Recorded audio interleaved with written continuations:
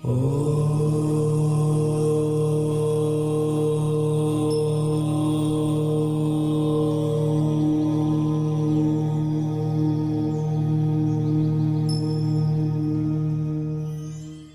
TV நேயர்களுக்கு வணக்கம். கடந்த பகுதியில் தாடாசனம், பனைமரம் போன்ற நிலை அதை பார்த்தோம்.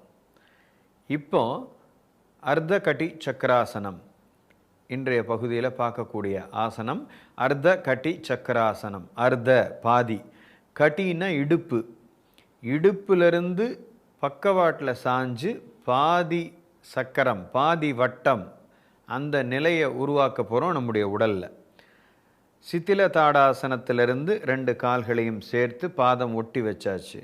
இப்போ நம்முடைய வலது கையை மட்டும் வலது பக்கம் பக்கவாட்டில் நிதானமான ஆழ்ந்த உள் சுவாசத்தோடு மேல் நோக்கி கொண்டு போகிறோம். தோள் நேர காதில் ஒட்டி, கை தலைக்கு மேலே நேர நீட்டி இருக்கு. இது உடம்பினுடைய ஒரு நேரான சீரான நிலை. இதை பக்கவாட்டில் சாய்ச்சி இடது பக்கம் அப்படியே லேசாக வளைச்சி பக்கவாட்டில் ஒரு அரை வட்டத்தை உண்டாக்கி இருக்கிறோம். அர்த்த கட்டி சக்கராசனம். இடது பக்கம் இடுப்பில் அழுத்தம், வலது பக்கம் இடுப்பிலிருந்து தோள் வரைக்கும் நல்ல இழுப்பு, கண் பார்வை தலை சாஞ்ச நிலையில் நேராக எங்கே பதியுதோ அந்த இடத்துல பதிஞ்சு இயல்பான சீரான சுவாசம் 5லிருந்து 10 மூச்சு. பாதம் நல்லா அழுத்தி ஊனி இருக்கு. உடம்பினுடைய நிலை மாறினாலும் சுவாசம் சீராக இருக்கு. அந்த இறுதி நிலையிலிருந்து அடுத்த உள்மூச்சில் மெதுவாக உடம்பை நிமிர்த்தி நேர மேலே வந்து கண்களை மூடி மெதுவாக வலது கையை பக்கவாட்டில் வெளிமூச்சோடு இறக்கி கீழே கொண்டு வரோம். அப்படி கீழே வர கையில் இரத்த ஓட்டத்தை உணர்ந்து கவனிங்க. தோளிலிருந்து விரல் நுனிக்கு கால்களை அகட்டி ஓய்வு. அர்த்த கட்டி சக்கராசனத்திலிருந்து நம்முடைய உடல் திரும்பி வந்திருக்கு. தலையோட கால் வலது பக்கம் நல்ல இழுப்பு, இடது பக்கம் நல்ல அழுத்தம். நம்முடைய உடலில் வலது பகுதியில் கவனிச்சிங்கன்னா எடையற்ற ஒரு தன்மை, லேசாக தக்க போல இருக்கும், மயிலறகு போல இருக்கும் உடம்பினுடைய ரைட் ஹாஃப்.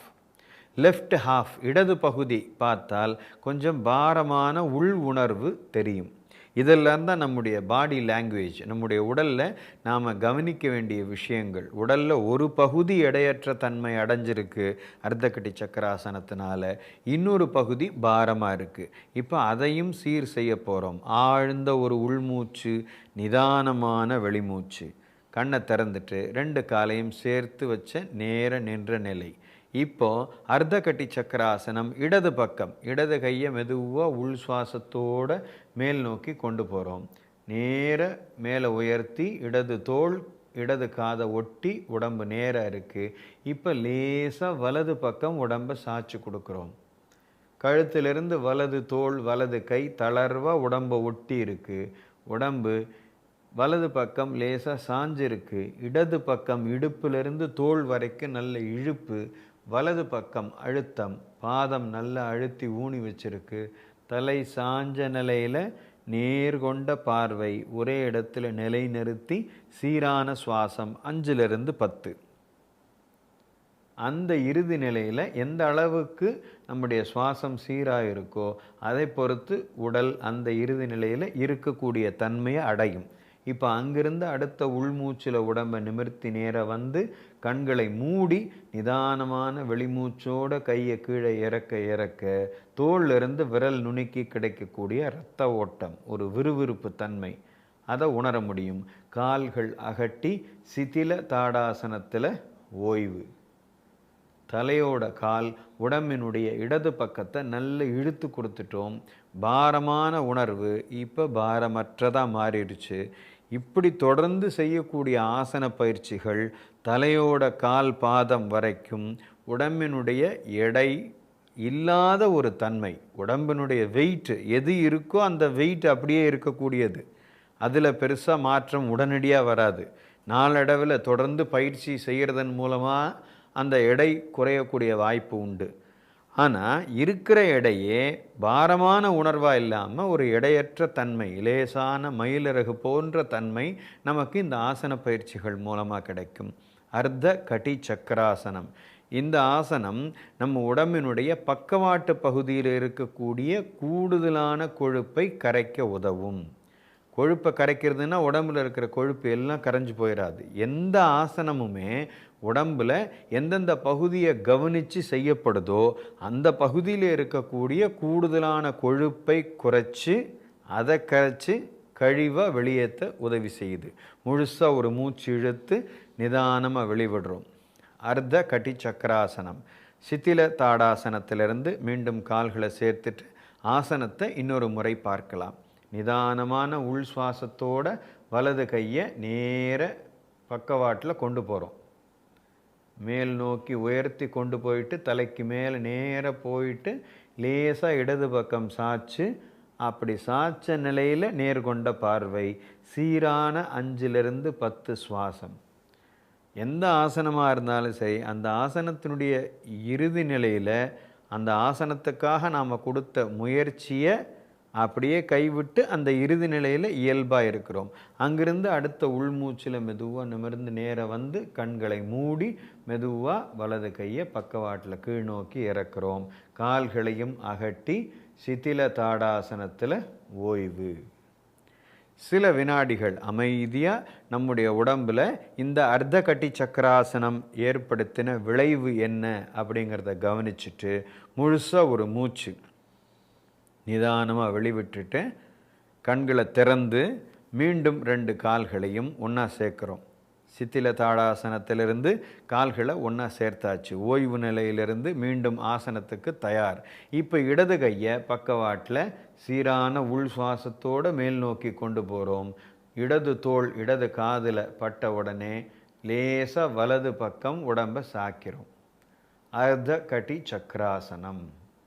சரியாக பாதி வட்டம் பக்கவாட்டில் இடுப்பை ஆதாரமாக கொண்டு உண்டாக்கி இருக்கிறோம். அந்த இறுதி நிலையில் சீரான சுவாசம் 5-10 சுற்று. அடுத்த உள்மூச்சில் மெதுவாக உடம்பை நிமிர்த்தி நேர வந்து கண்களை மூடி நிதானமாக மேலே இருக்கிற கையை பக்கவாட்டில் இறக்கி கீழே கொண்டு வரோம். தோளிலிருந்து விரல் நுனிக்கு கிடைக்கக்கூடிய இரத்த ஓட்டம். கால்கள் அகட்டி சித்தில தாடாசனத்தில் ஓய்வு. அர்த்த கட்டி சக்கராசனம் இடது பக்கமும் செஞ்சிட்டோம்.